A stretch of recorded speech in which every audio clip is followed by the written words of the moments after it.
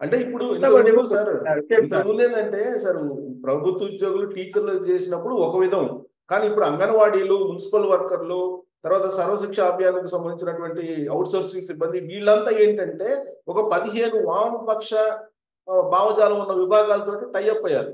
So వాళ్ళు compromise అవుతారంటారా? వామపక్షాల వాళ్ళు అంత సులువుగా కాంప్రమైజ్ కారండి, అంత ఈజీ కాదు. వాళ్ళు ఖచ్చితంగా మాట మీద ఉంటారు, ఉద్యమాలు నడిపిస్తారు, కోరికలు నెరవేరేంత వరకు వాళ్ళు పట్టు అయితే పడతారు. అంత ఈజీగా వాళ్ళని ఇప్పుడు కాంగ్రెస్ పార్టీతో పొత్తులు వామపక్షాలకు ఉండొచ్చేమో కానీ, ఐఎన్డీఏ కూటమిలో ఉండవచ్చేమో కానీ, ఇష్యూ వచ్చినప్పుడు ఇష్యూ లాగానే చూస్తారు వాళ్ళు. ఏం కాంగ్రెస్ పాలిత ప్రభుత్వాల్లో కమ్యూనిస్టులు ఆందోళన చేయలేదా, సమ్మె చేయలేదా? చేశారు, అక్కడ కూడా చేస్తారు వాళ్ళు. వాళ్ళ విధానాలు ఏం మార్చుకోరు వాళ్ళు. సో ఇప్పుడు వాళ్ళ చేతుల్లోకి వెళ్ళిపోయింది. ఇప్పుడు అంగన్వాడీల సమ్మె కానీ, మున్సిపల్ ఉద్యోగుల సమ్మె కానీ, లేదంటే అవుట్ సోర్సింగ్ సర్వశిక్ష కానీ, ఇవన్నీ వాళ్ళ చేతుల్లోకి వెళ్ళిపోయింది. సో ఈ క్రమంలో రాబోయే రోజుల్లో ఈ సమస్య పరిష్కారం అంత ఈజీగా లభించే ఛాన్సెస్ ఉన్నాయా? అంటే ఇక ప్రభుత్వం లొంగిపోవాలి, ప్రభుత్వమే తగ్గి వాళ్ళు అనుకునే కోరికలు కనీసం 80-90% నెరవేర్చితే పరిష్కారం అవుతుంది. లేదు అని మొండి పట్టు పట్టామనుకో, వీళ్ళు ఏం చేస్తారు వామపక్షాలు, వాళ్ళ మీద ఇంకా కేసులు పెడతాం. ఇప్పుడు ప్రభుత్వం అదామంటే ఏమైపోతుంది, నోరు ఎవరు తెరిస్తే వాళ్ళ మీద కేసు. ఇప్పుడు మనం జర్నలిస్టుల మీద ఒక ఆర్టికల్ గవర్నమెంట్ వ్యతిరేకంగా రాసామనుకోండి, పొద్దున్న ఇంటికాడ సీఐట్లు వస్తారు, నీకు 41 నోటీస్ ఇస్తున్నాం రాయ్ బాబు అంటారు. మనం భయపడాల్సిన పరిస్థితి వచ్చింది కదా. అలాంటి పరిస్థితుల్లో వాళ్ళను కూడా ఆ విధంగా బెదిరిస్తారంటే వాళ్ళు బెదిరిపోరని నేను అంటున్నాను. ఎందుకంటే వామపక్షాలకి ఉద్యమాలు చేయడం, కేసులు పెట్టడం, కోర్టులు పోవడం సహజం. అది అలా ఎదుర్కొంటారు వాళ్ళు, ఆ శక్తి ఉంటుంది వాళ్ళకి, మానసికంగా కూడా అటు శక్తి ఉంటుంది, మనకుండదు. అందువలన సక్సెస్ అవుతారు. వాళ్ళ ప్రభుత్వం దిగిరాకపోతే వాళ్ళు ఖచ్చితంగా ఈ ప్రభుత్వానికి బుద్ధి చెప్తారు. మీరు అన్నట్టు స్తంభించే పరిస్థితి కూడా తీసుకొస్తారు. కట్టల కొద్ది జనాలు బయటకు వస్తారు ఎర్ర జెండాలు పట్టుకొని. సార్ ఇంకోటి ఏంటంటే వాళ్ళు వాళ్ళు చెప్తున్నటువంటి డిమాండ్స్ ఏంటంటే కనీస వేతనం 26,000 ఇవ్వాలి అనేది ఒకటి, ఏది మున్సిపల్ ఉద్యోగులు. అలాగే ఆ అంగన్వాడీలు ఏమంటున్నారంటే 2019 ఎన్నికల సందర్భంగా తెలంగాణలో ఇచ్చేటువంటి అంగన్వాడీల కంటే ఒక 1000 రూపాయలు ఇస్తానన్నావు కదా, అది ఇవ్వు అని చెప్పేసి వాళ్ళు అంటారు. సుప్రీంకోర్టు గైడ్ లైన్స్ ప్రకారం మీరు మాకు గ్రాట్యుటీ ఇచ్చేసి ప్లస్ ఈ టీఎల్ ఇవ్వండి అని అంటారు వాళ్ళు. సో ఇవి లీగల్ గా చూస్తే పరిష్కరించేటువంటి సమస్యలు కాదనిపిస్తుంది. సో అలాంటప్పుడు పర్యవసానాలు ఏంటి? పర్యవసానాలు ఇంకా వీళ్ళు సమ్మె ఉధృతం చేస్తారు కదా. ఉధృతం చేయడం మీరు అన్నట్టు స్తంభింపజేసేటువంటి పరిస్థితులు తీసుకొస్తారు. తీసుకొచ్చినప్పుడు ప్రభుత్వం దిగి వస్తుంది. నేను అనుకుంటున్నాను ఎన్నికలు ఇంకా దగ్గరలో ఉన్నాయి కాబట్టి ప్రభుత్వం అనవసరంగా వాళ్ళతో వివాదాలు పెంచుకోకుండా ఒక దారికి వస్తుందేమో అని భావిస్తున్నాను నేనైతే. అంటే వాళ్ళు ఒకసారి వచ్చారనుకోండి sir, shops and establishment act కిందకు వస్తారంట. సుప్రీంకోర్టు ఇచ్చిన డైరెక్షన్ ప్రకారం అంగన్వాడీలకు కనుక వెసులుబాటు కల్పిస్తే అప్పుడు ఆటోమేటిక్ గా మీకు ఉద్యోగుల్లాగా పరిగణించాల్సి వస్తుంది, గవర్నమెంట్ ఉద్యోగులకు. దానికి ప్రభుత్వం ఒప్పుకుంటుందా? ప్రభుత్వం దానికి దానికి ఇప్పుడు వాళ్ళు పార్ట్ టైం కింద ఉన్నారు, ఫుల్ టైం కావాలి చేయాల్సి వస్తే ప్రభుత్వం ఒప్పుకోవాలంటే వాళ్ళ బడ్జెట్ ఇప్పుడు ఆర్థిక భారం మీద పడుతుంది కదా. అన్ని ఫెసిలిటీస్ ఉద్యోగిగా పరిగణిస్తే అన్ని ఫెసిలిటీస్ వస్తాయి వాళ్ళకు. మినిమం శాలరీ వేజ్ యాక్ట్ ఇప్పుడు shops and establishment minimum wage act ఉంది, దాని ప్రకారం జీతాలు ఇవ్వాల్సి వస్తుంది గుర్తిస్తే.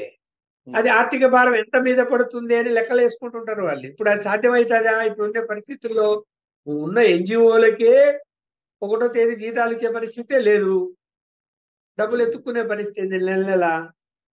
వీళ్ళందరినీ కూడా అలా చేస్తే ఏం చేయాలా? ఎవరు సహకరిస్తారు? ఇప్పుడు ఖచ్చితంగా ప్రభుత్వాన్ని చిక్కుల్లో పెడుతున్నారు ఇప్పుడు వీళ్ళు ఎన్నికల ముందు. కానీ చిక్కుల్లో పెట్టాలి ఆ ప్రభుత్వానికి అని నేను కూడా చెప్తున్నా. ఎందుకు అంటే ఒక ఆర్థిక క్రమశిక్షణ లేకుండా, ఒక మొండితనంగా కేవలము సంక్షేమ కార్యక్రమాలు అని చెప్పి అదేదో ఏదో వాళ్ళ ఇంట్లో ఆయన జగన్మోహన్ రెడ్డి గారు వారి కంపెనీలోంచి డబ్బు తీసి ఇచ్చినట్టు ప్రజల సొమ్ము, మనమందరం కట్టిన ట్యాక్సుల సొమ్మును ఇష్టం వచ్చినట్టు దారాదత్తం చేసేస్తే ఆర్థిక వ్యవస్థ చిన్నాభిన్నంగా ఎలా అవుతుంది? అభివృద్ధి ఆగిపోక ఎందుకు జరుగుతుంది? అభివృద్ధి ఆగిపోతుంది. ఎవరైనా బుద్ధి తక్కువ పనులు కాదా ఇవన్నీ? ఇప్పుడు రాజధాని అక్కడ కొంత ఖర్చు పెట్టారు, 9,000 కోట్లు ఎంతో ఖర్చు పెట్టారు. ఖర్చు పెట్టిన దాన్ని ఆపేసి కూర్చొని నేను విశాఖపట్నం పోతాను, పోయింది లేదు వచ్చింది లేదు, అన్ని కేసులు గొడవలు, ఇప్పుడు హైకోర్టులకు సుప్రీంకోర్టులకు కేసులకు అడ్వకేట్లను పెట్టడానికి ఎన్ని కోట్లు ఖర్చు పెట్టినాడో రైట్ ఇన్ఫర్మేషన్ అడిగితే కూడా ఇవ్వడం లేదు ప్రభుత్వం. ఇక దౌర్భాగ్యమైన విషయం ఏమిటంటే వాళ్ళు సమాచారం ఇవ్వలేదని చెప్పి కమిషన్కు రైట్ ఇన్ఫర్మేషన్ కమిషన్ ఆఫీస్కి కంప్లైంట్ చేస్తే వాళ్ళు ఫైల్ పక్కన పడేసి కూర్చున్నారు. సమాచారం ఇవ్వడం లేదు వాళ్ళు కూడా. అంటే ఎవరు? వాళ్ళు కూడా ప్రభుత్వం నియమించిన వాళ్ళే కాబట్టి. ఇంత దౌర్భాగ్యం ఎప్పుడైనా ఉండిందా? తెలుగుదేశం ప్రభుత్వంలో అలా ఉండిందా?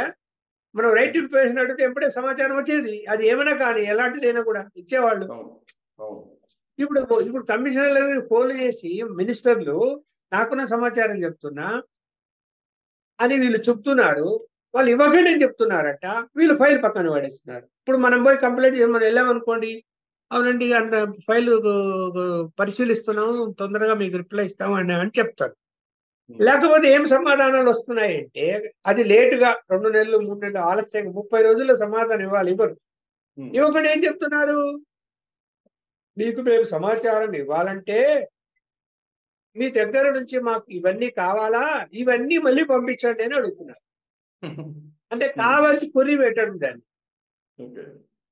మరి ఇక్కడ ప్రభుత్వ వ్యవస్థలు అన్ని అలా పని చేస్తూ ఉంటే ఏ విధంగా ముందుకు పోతాం ఇంకా? సో అన్ని రకాలుగా పద్మవ్యూహంలోకి జగన్మోహన్ రెడ్డి ఇరుక్కున్నారా, లేదంటే ఎస్కేప్ దూరంలో వెళ్ళిపోతుందా? అతనికి తెలుసు, అతని అంతరాత్మకు గానీ అతని పరిపాలనలో ఆ సీట్ లో కూర్చున్నాడు కాబట్టి ఏం జరుగుతున్నది అని తప్పు చేస్తున్నాం అనే విషయం ఆయన తెలియక కాదు, తెలిసి. కాకపోతే మళ్ళీ గెలవాలి కదా. గెలవాలంటే ఏం చేయాలి? ఇప్పుడు సమాధాన దండోపాయాలు ఉపయోగించాలి. ఎమ్మెల్యేలు మంత్రుల మీద ఆరోపణలు వచ్చాయి, వీళ్ళని మార్చేద్దాము, కొత్త వాళ్ళకి ఇద్దాము, ఒక ప్లేస్ నుంచి ఇంకో ప్లేస్ పంపుదాము, ఇలాంటి ఆలోచనలు చేస్తున్నాడు ఆయన దిక్కుదలేక. అలాంటి ఆలోచనలు చేయడం వల్ల ఏమైంది? అది ఇంకా బెడిసి కుడుతుందా, సక్సెస్ అవుతుందా అంటే ఎక్కువ మందిని ఇప్పుడు 70 మంది అంటున్నారు. 70 మందికి మీద అలాంటి చర్యలు తీసుకుంటే కనుక అది బెడిసి కొట్టే అవకాశాలే ఉంటాయి. ఎక్కడైనా ఏదో 4 5 అది గుట్టు చప్పుడు కాకుండా మార్పు చేసి దగ్గరకు వచ్చే, అది కాక ఏంటంటే ఒక ఉద్యమం లాగా మీటింగ్ పెట్టేసి పిలిపించేసి స్టేట్మెంట్లు ఇచ్చేసి ఉపన్యాసాల్లో చెప్పేసి చేస్తూ ఉంటే నమ్మిన వాళ్ళు ఉన్నవాళ్ళు ఏం ఆలోచిస్తారు? నాకు అభద్రతా భావం వచ్చే కదా, నాకు సీట్ ఇస్తాడో ఇవ్వడో అని వేరే పార్టీకి పోయే ప్రయత్నం చేస్తారు. లేదా ఉండి ఇంకెవరికైనా సీట్ ఇస్తే అతన్ని ఓడగొట్టే ప్రయత్నం చేస్తారు. ఇవన్నీ నడుస్తాయి కదా. సార్ ఇప్పుడు మీరు అనేక ఎలక్షన్ల ముందు వాతావరణం చూసుంటారు కదా మొత్తం మీ జర్నలిజం కెరీర్ లో. సో ఇప్పుడు ఈ వాతావరణం ఏమనిపిస్తుంది మీకు? ప్రభుత్వ వ్యతిరేకత ఓటు శాతం అయితే విపరీతంగా పెరిగింది. ఎవరిని మనం ప్రశ్నించినా కూడా ఈ ప్రభుత్వం పోవాలా, వేస్ట్ జగన్మోహన్ రెడ్డి అనే మాట వస్తున్నది. 110 మందితో మాట్లాడితే 9 మంది అదే మాట చెప్తున్నారు.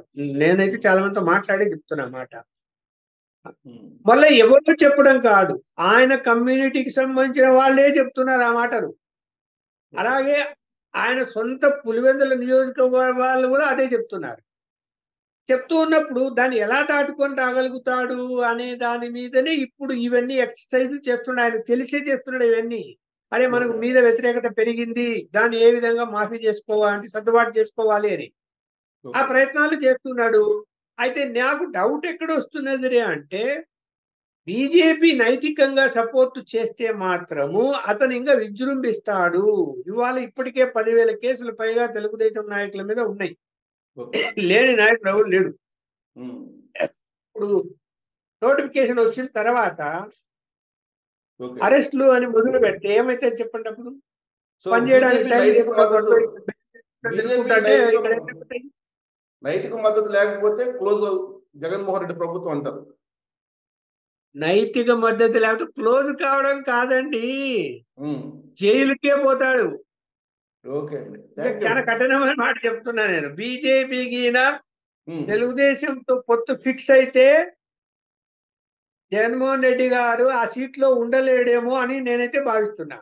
రైట్ అండి, థ్యాంక్ యూ వెరీ మచ్. చూద్దాం సార్ ఏమవుతుందో, బీజేపీ ఏం చేస్తుందో కూడా చూద్దాం. జగన్మోహన్ రెడ్డి జైలు వసూలు లెక్క పెడతారా, లేదంటే ఓడిపోయే వాతావరణం ఉందంటున్నారు. సో రాబోయే రోజులు ఏం జరుగుతుందని చూద్దాం. Thank you very much.